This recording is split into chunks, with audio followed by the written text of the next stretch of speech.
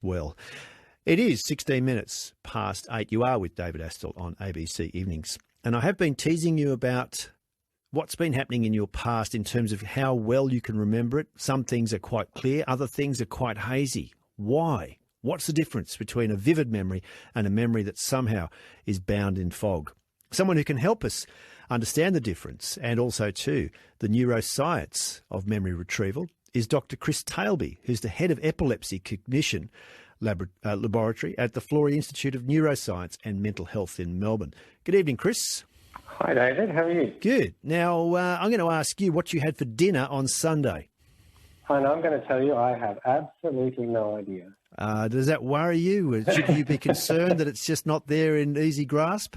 No, I don't think so. If you ask me a more salient event in my life, I might be a little bit worried by it. But dinner, I'm not too troubled. When did you last go to the dentist? I know that because I keep getting reminders from my dentist that it's about time I went along. So it was a long time. It was far too long ago. So what we're playing around with here, I suppose, is just reaching back and trying to find that detail, whether it is salient or otherwise. It sometimes can be a tall order if it's too far back or if it's too incidental. What's happening in the brain as we are sort of setting our mind that task? Well, I kind of like that you take for granted that the puzzle isn't really how even memory gets in there in the first place, let alone retrieving it. So, I guess the question really starts with how do we establish the memories initially? And that in itself is a great question. I'll ask that. How do we establish memory, Chris? So if I could answer that, I'd probably have a Nobel Prize. We'll give it a crack. But current theories revolve around as we're perceiving our environment and we're getting all this sensory input, there's a structure deep in the brain called the hippocampus that somehow links or binds all that information together and tucks it away or files it away for storage for later retrieval. And so, this really is the key structure for laying down new memories. And then the question that is a hot topic is to what extent is the hippocampus also involved in pulling out those memories? It does strike me as astonishing that for as long as we've been living with the brain and for as long as neurology has been actively exploring the brain, that there still is so much profound enigma about it. And even just as you say, quite jokingly, the whole idea about the Nobel Prize just waiting for someone who can actually codify and isolate memory. Why is it so baffling? What is it about the brain that just really keeps us bewildered? I think partly it's just so enormously complex. I don't know what the numbers are, but the billions of neurons that are there, each of them themselves have millions and millions of connections. It's dealing with orders of magnitude that we just cannot comprehend, and then layer on top of that the rich array of things that we can do with our brain, and how many things that are there crying out to be explored and answered that we're only at the tip of the iceberg. Neuroscience, the cognitive neuroscience, it's the great unknown of our time. It's the great it's the exploration of today. Setting forth on the seas of the great unknown is cognitive neuroscience. So, time to recall my second grade teacher, and I do think it was Mrs. Orr, actually, who apparently set me on the right path, according to my mother. That's somewhere in my brain, but if I'm trying to remember that tandoori wrap that I had last night, that's also in my brain, but in a different part of the brain, Chris? To an extent, there's one of the major divisions that people think of when they think of memory is between what's called the declarative memory system, which is the memories that we can talk about, that we can re-evoke and discuss with others, is a distinction between so-called semantic memory and episodic memory. And the facts of childhood, so the fact that my teacher in grade 2 was called Mrs. Ord. Were you with me? What year did you leave Francis Fry's Primary? No, I was actually quoting you. Oh, sorry. But that fact, it's like our trivia knowledge, if you like, is semantic memory. And then that's distinct from episodic memory, which is not only knowing the fact that the teacher was Mrs. Ord, but actually projecting yourself back into the classroom and some particular experience there that that you can re-evoke in the mind's eye with all the richness and the sensory detail and the emotional experience of it. That's episodic memory. Yeah. And in terms of the mechanics, for want of a better word, in terms of the sort of operational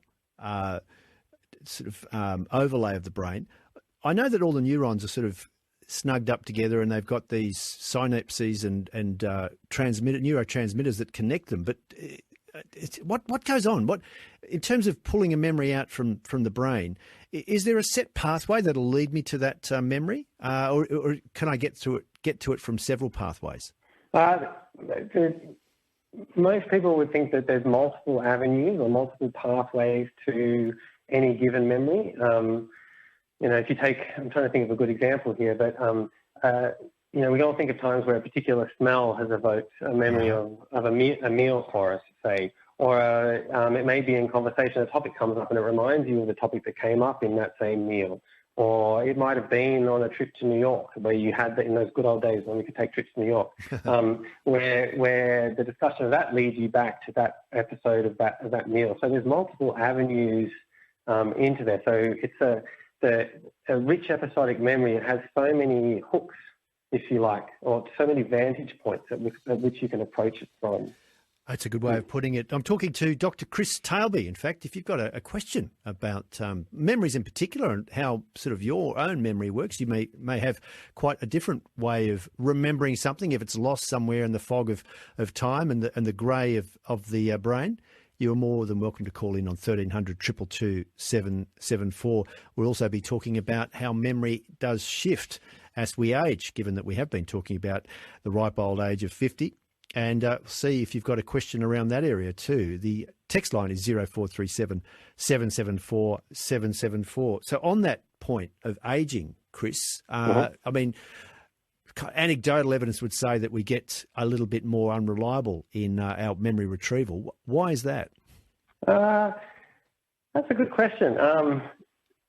Things perhaps become a little less efficient as we age. If you think about it, an analogy might be like driving an old car.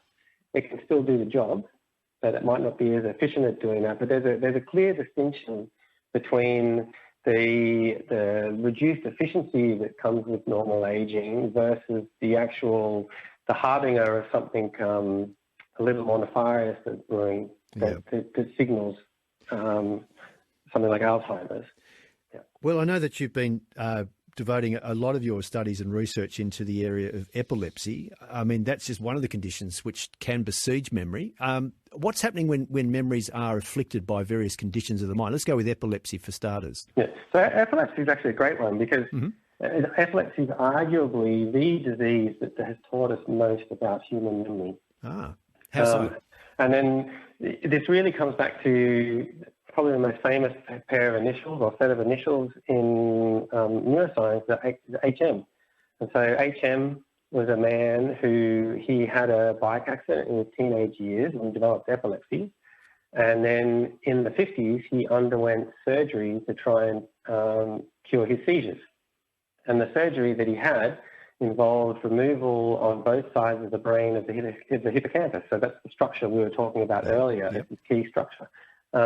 And he emerged from surgery with his seizures much better controlled, but he had this unexpected consequence that he couldn't lay down any memories from that day forth. So no new information. He was stuck in a permanent present, if you like. Yeah. And that was the first really concrete piece of evidence that the medial temporal lobe, the hippocampus residing within the medial temporal lobe, was intimately and richly involved with the establishment of new memory. So taking out that vital conduit in the case of HM's brain certainly put paid to creating memories, so that consolidation or entry point was jeopardised. However, what about this? The other sort of buzz term we hear is the neuroplasticity. Are there means for us to kind of reshape the brain, use its sort of plasticity to try and find memories or bed memories in different manners? In terms of pulling memories out, I'm not sure how to answer that question.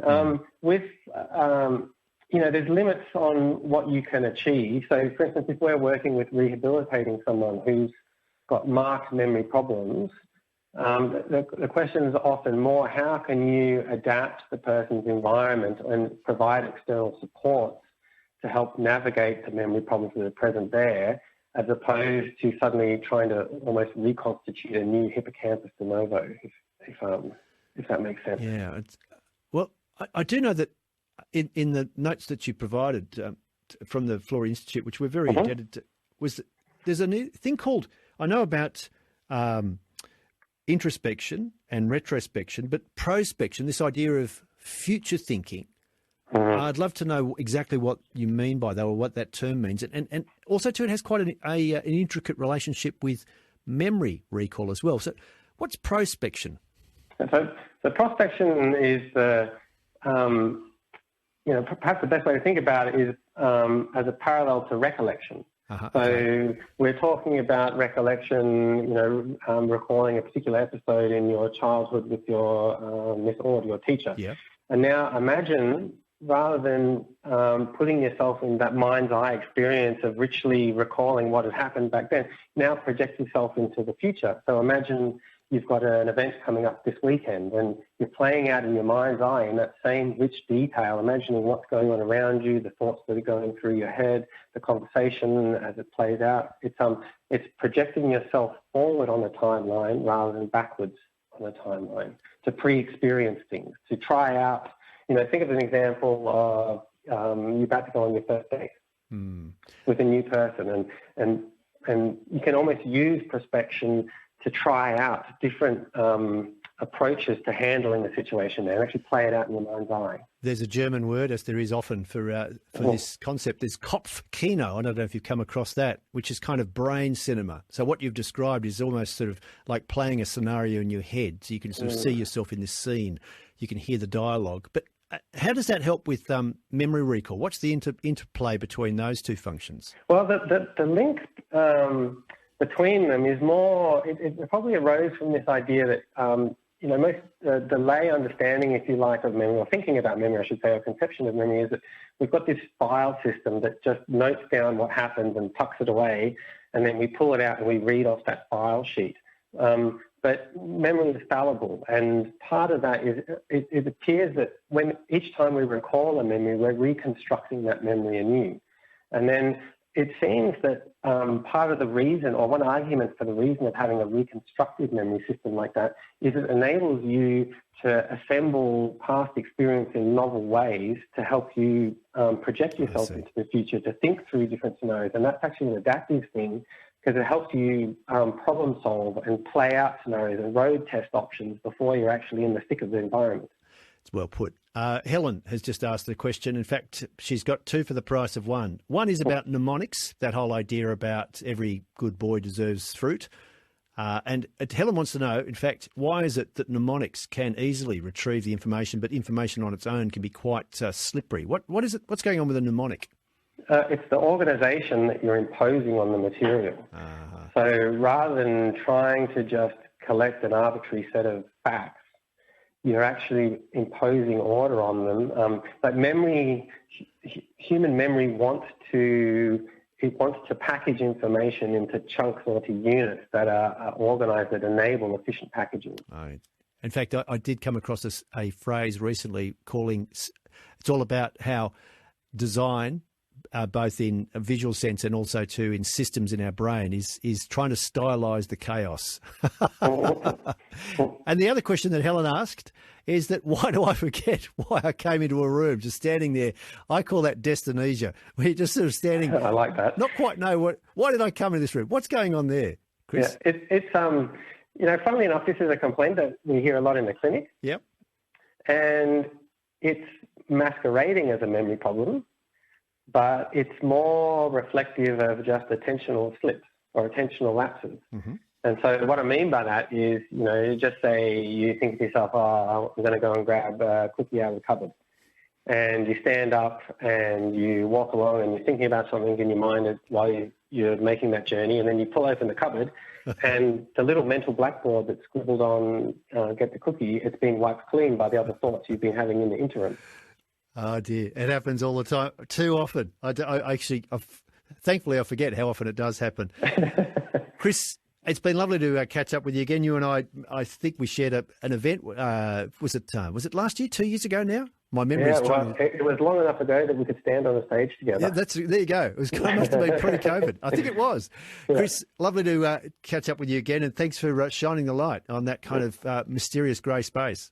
Thanks very much. Nice to chat. Dr. Chris Tailby, who is the head of Epilepsy Cognition at the laboratory there at the Florey Institute of Neuroscience and Mental Health.